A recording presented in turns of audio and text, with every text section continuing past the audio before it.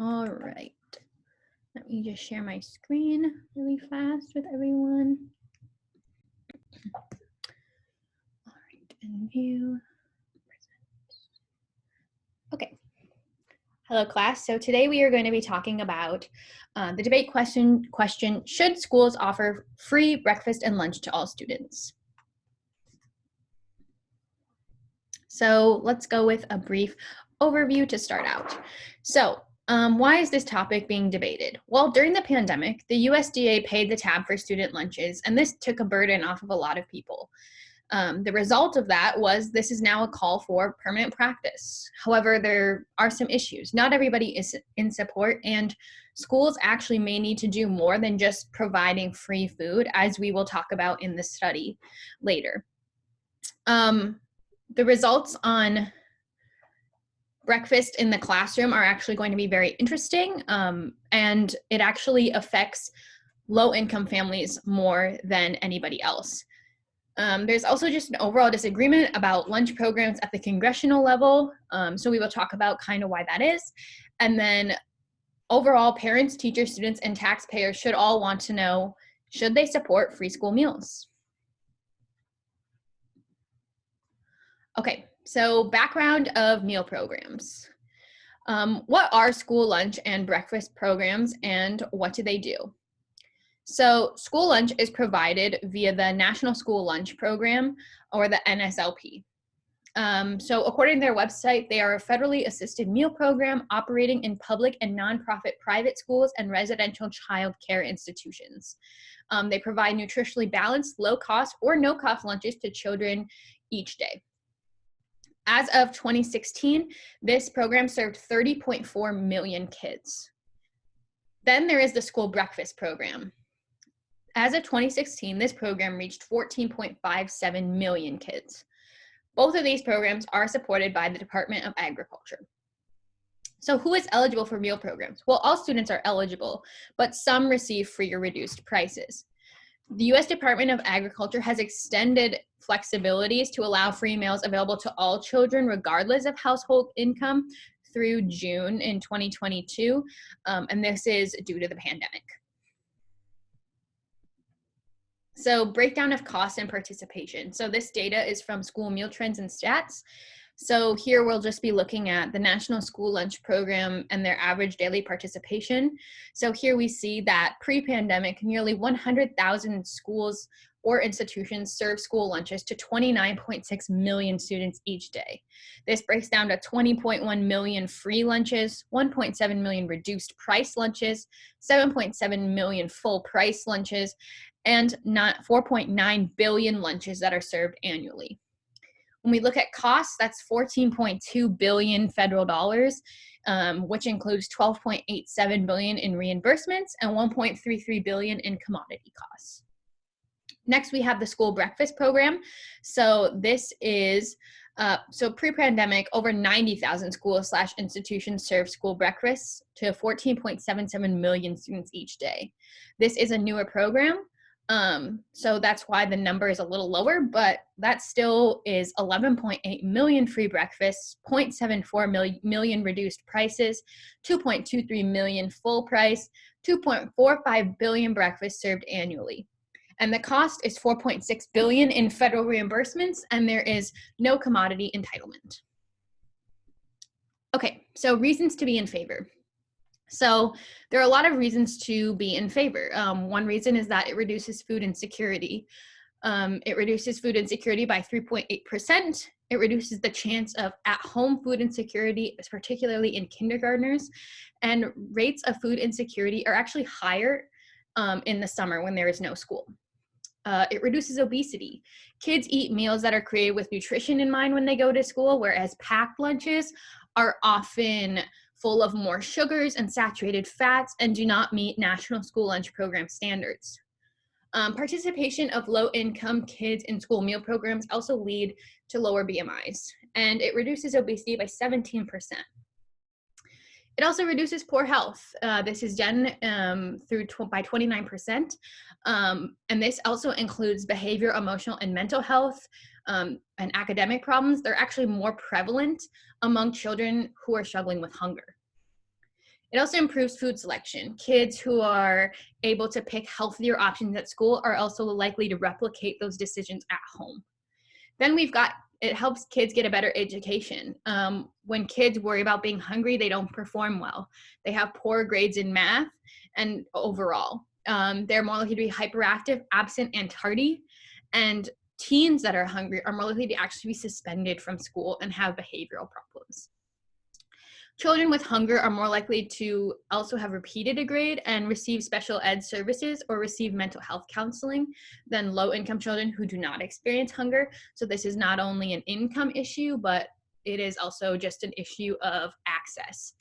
And then finally, it's convenient for parents so parents who work, they don't have to worry about packing a meal for their kids, and it helps those in need. And this is a pie chart here of one school, and it shows the different percentages of students who fall into the different categories of food insecurity. Next, we have reasons to be against. So kids often dislike the healthier meals. So we see that through one of Michelle Obama's initiatives as First Lady was to get healthier school meals. Well, a lot of kids don't like the healthier meals as much. And so one example of that is there was an anecdote in one of the articles of a school administrator saying that instead of seeing the waste of tiny scraps and being thrown away, it was more of like an entire dish that kids didn't like that were being thrown away. Another issue is that there's a lack of flexibility. So schools are not able to change these plans to fit more of their individual needs.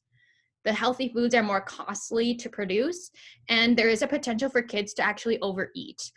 They could eat more than one breakfast, for example. It also costs taxpayer money, and there is a potential for food waste.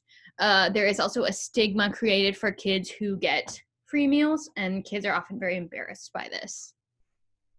And this is one of the older meals that was more unhealthy that kids enjoyed. So that's like pudding and chocolate milk and a burger and tater tots. Okay, so let's talk about it in context. So since the USDA has picked up the tab on free lunches, what does that mean? Well, during the pandemic, 40% of people with young kids worried about food. People argue, though, however, that this is only serving well-to-do families, and Black families are actually twice as more likely to struggle with food insecurity, so it affects minorities more so. Proponents of the no-cost meal program expected enrollment to spike due to the pandemic, but actually since the USDA agreed to cover all costs, this did not happen. Across the country, an estimated 3 million students are actually starting the day hungry because they arrived too late to receive the free breakfast. And so that goes into the study about perhaps providing free breakfast in the classroom. And then there's the issue of meal debt. So children who run up a tab for school meals are often forced to take alternative meals, or they are cut off from food service. And so that is something else that is important to note. So let's talk about the study. So this study was done at 33 different schools. They had students eat free breakfast in class. And the results of that were that they saw test scores 0.09 standard deviations in math and 0.06 in reading. And these were increased from original scores. The biggest results were for Hispanic students from low-income families. And while this did not impact learning, it did help with testing. Teachers might actually have to do more. These schools did have free breakfast in the cafeteria, but actually implementing it in the classroom to make sure all students actually got the breakfast and that it was a shared experience did seem to help. However, there is a problem potentially with keeping kids safe from their different allergies. Okay, so this is a video we'll watch really quickly. Thanksgiving is just one day out of every year. Ample harvest live kids who go hungry almost each and every day. Take Connorsville, Indiana, about 60 miles east of Indianapolis. Nearly a quarter of the children in this county are at or below the poverty line. More than 60% of them participate in either free or reduced price lunch programs. And what meat would you like? And those who serve those meals, like Louisa Smithson, say for some kids, this may be all they eat. This gives them a little bit of hope. And if we can offer them some hope, yay. Schools have always been the front line in the battle against childhood hunger. It started with the National School Lunch Act signed by President Truman in 1946, which gave federal money to states to fund school lunches. Today, more than 30 million kids benefit. And yet, by some estimates, at least 1 in 6 still doesn't know where the next meal is coming from. Well, school lunch is no longer this Brady Bunch convenience. It is a soup kitchen. It is a place where kids who haven't eaten that night or haven't eaten that weekend go to get basic nutrition so they can function. Jennifer Ramo is with the New Mexico anti-poverty group called Appleseed. We just have no idea how big the problem is and how many children are suffering. And the best thing to do is just make sure they're fed. Back in Indiana, that is just what they're trying to do. Just providing the 3 R's, reading, writing, arithmetic. Those days are over. Scott Collins is the superintendent. We have children who have food insecurity, they come into our doors every day, and we don't always know. A lot of people are proud. They don't want to ask for help.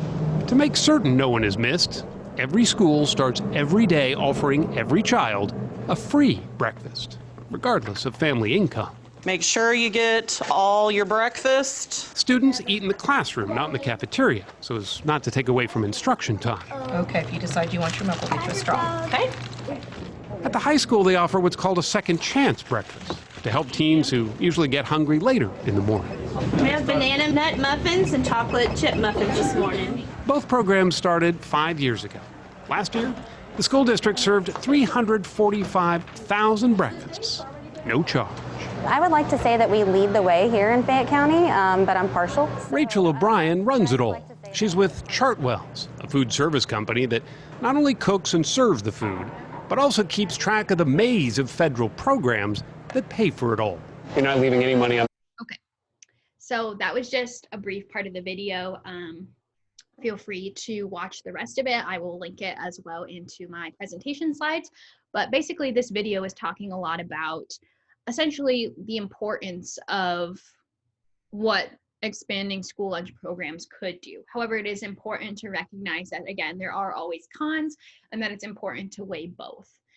So yes, if you have any other questions, feel free to message me on the discussion. Thanksgiving is just one day.